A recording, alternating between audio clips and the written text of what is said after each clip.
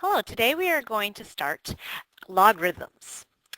All right, so yesterday we talked about exponentials and we talked about some pretty important names, the base of an exponential, the exponent. And what happens is our logs are actually what we call inverses of our exponential functions. So let's remember what we do as far as our inverses. So this is an exponential equation, y equals a to the x. And anytime you do inverses, basically you just switch the x and the y and you solve for your y. But in this case, if I switch this y to an x and this x to a y and try to solve for y, how are we going to do that? And that is where our logs come into play. All right, so we can write x equals a to the x in logarithmic form. So log of a, x equals y.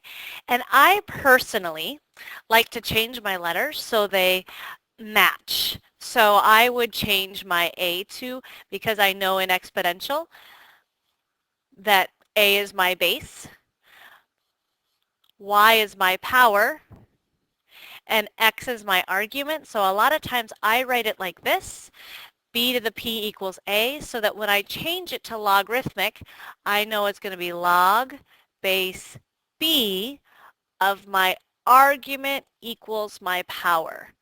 Okay, so we call this guy right here my argument. We call that my base, and the y becomes my exponent, or my power. So I like to use the letters b to the p equals a when I'm doing this, because then I can transfer things over much better. All right, so let's look at some of these equations and try exponential equations and trying to write them in logarithmic form. We know that 4 cubed is 64 because 4 times 4 times 4 is 64. So if I change it, I would say, okay, this is my base, this is my power, and this is my answer or my argument.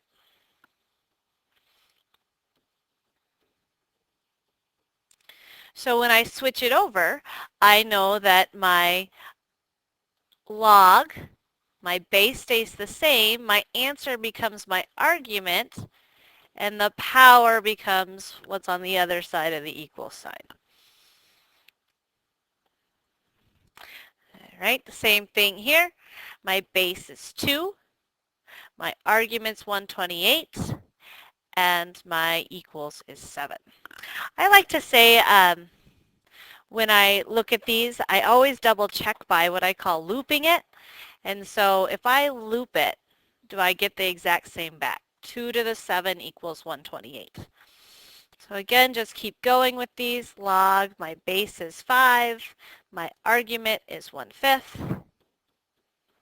My answer is -1. These are saying exactly the same thing. Now, we can't check this on our calculator because our calculator doesn't have log base 4 or log base 5. So right now, we just are practicing working on rewriting logarithmic and exponential so we see a connection. And later on, we'll look at solving equations so that using logs and exponential form. So my base is on this guy, 49. My argument becomes, or my answer becomes my argument, and my power becomes what I have equal to. And again, if you loop any of these, you can see you get your exponential right back. 5 to the -1 equals 1/5.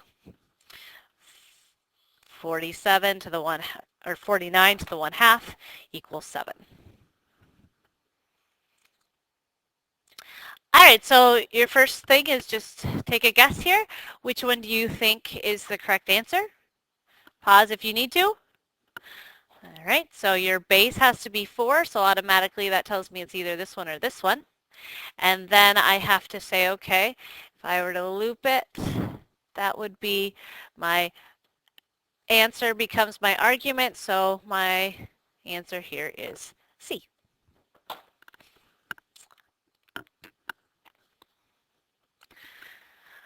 Okay, which is the form, so take your time, figure out the answer to this question.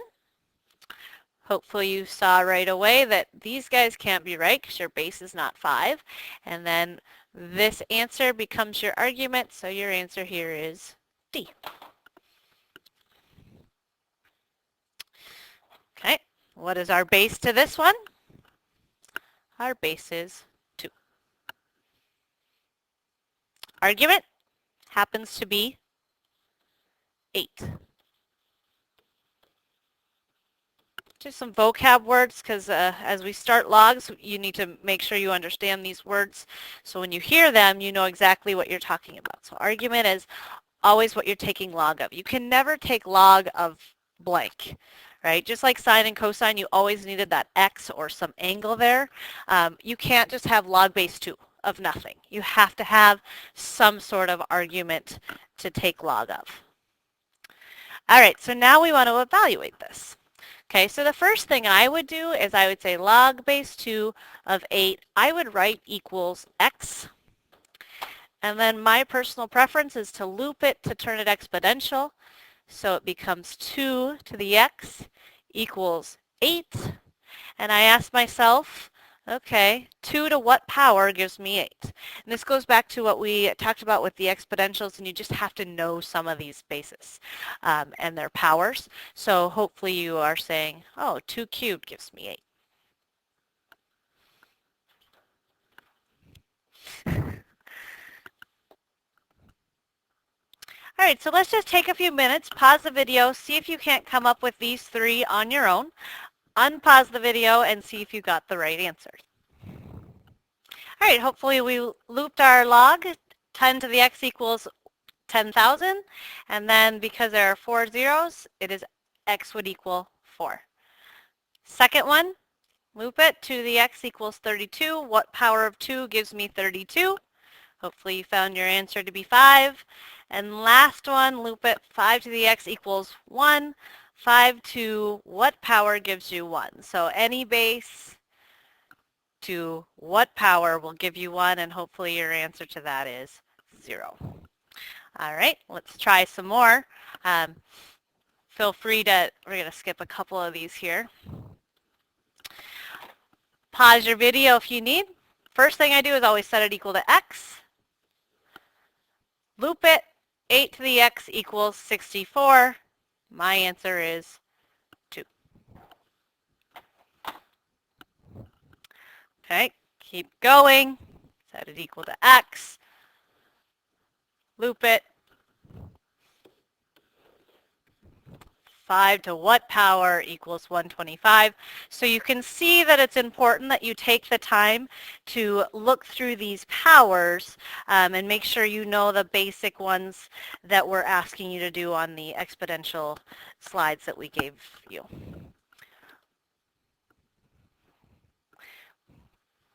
Other ones we're not going to expect you to know how to do. For instance, I don't expect you to know that 7 to some power gives me 117,649. How would we do that on our calculator? We would just guess and check until we figure it out. And once we guess and check, you would find that 7 to the, you might start out with 4.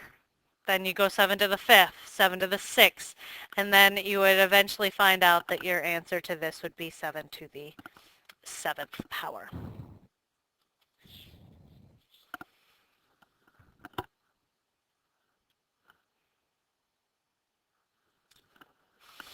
All right, so I started out with when they go setting up an equation. I think that's just the easiest route to look at these because I know when we're looking at this situation, we set it equal to x.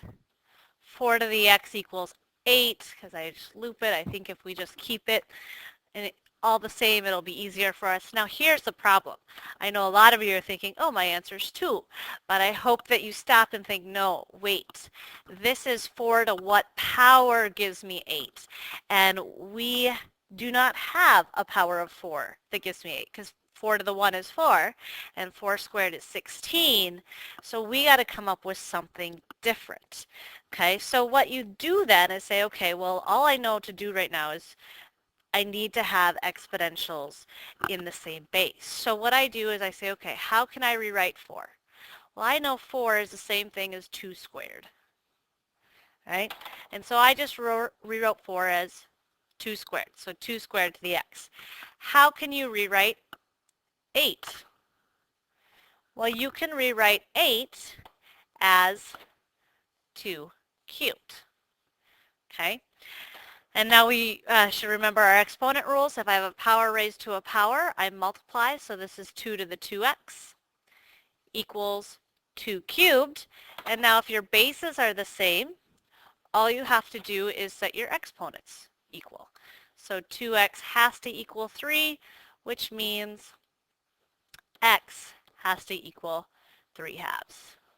And if you go to your calculator and type in 4 to the 3 halves, your answer will give you 8. Make sure you're putting 3 halves in your calculator. All right, same thing with this bottom one here. We're looking for 9 to what power gives me 3. Well, there is, we can't think of that off the top of our head, right? So what we need to do is first rewrite 9 as 3 squared. The x is still the exponent, and we know 3 is 3 to the first. And so if you have a power raised to a power, you just go ahead and multiply that. So that's 3 to the 2x equals 3 to the first. Bases are the same. They're both 3s. So now the exponents have to be the same in order for this to be equal. So therefore, 2x equals 1, or x equals 1/2. Okay, I'd like you to stop, pause, give this one a try, and then unpause and see how you did. All right, hopefully you looped it, turned it exponential, got 25 to the x equals 125. You rewrote 25 as 5 squared to the x, and 125 as 5 cubed. And then a power raised to a power, we multiply this, so it's 5 to the 2x equals 5 cubed. Base is the same, exponents have to be the same. Solve for x by dividing by 2, and you get your answer to be 3 halves. All right, let's do another one. Anytime you see fractions, I want you just to automatically think negative exponents. Okay, anytime you see fractions. So same sort of deal, set it equal to x, loop it. So 2 to what power gives me 1/16? And now we have to start working with 1/16. So because I would start with the 16, so 16 is the same thing as 2 to the 4th power. And then because we want it to go to the top, we know that in order to put 1 over 2 to the 4th as top, we have to move it so my exponent is negative. And so now this side is just 2 to the x, and we've rewritten 1/16 as 2 to the negative 4, and so we can see that x has to equal negative 4. Okay, similarly, do 64 to the x equals 1/16. We've now figured out that 1/16 is the same thing as 2 to the negative 4. Again, fraction, think negative exponent. But I have 64 over here, so again, I have to rewrite 64, and hopefully we're saying, okay, 64 is 2 to the 6th power.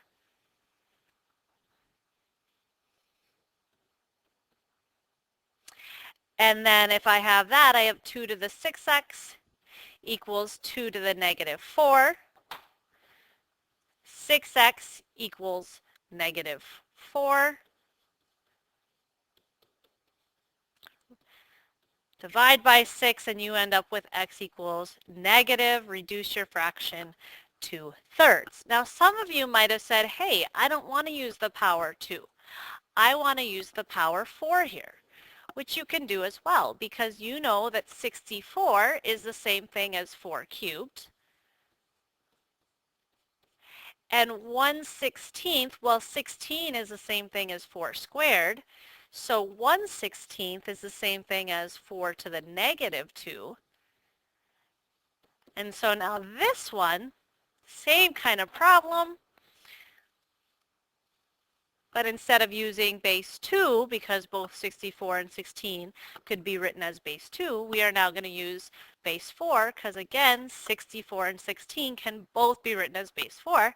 And so we have 3x equals negative 2, or x equals negative 2/3. Again, you might just want to look back at the last one. We couldn't do that with the last one because the base was 2, not 64. All right, last problem here for today. Pause it. Make sure you can do this. Give it a shot. All right, I'm going to set it equal to x. Loop it. 64 to the x equals 16. Now, the only thing different with this one versus the last one is it's not a fraction, right? You don't have 1/16, you have 16. So you can do exactly what I said on the last one. You can either write this as a power of 2, or you can write it as a power of 3, or of 4.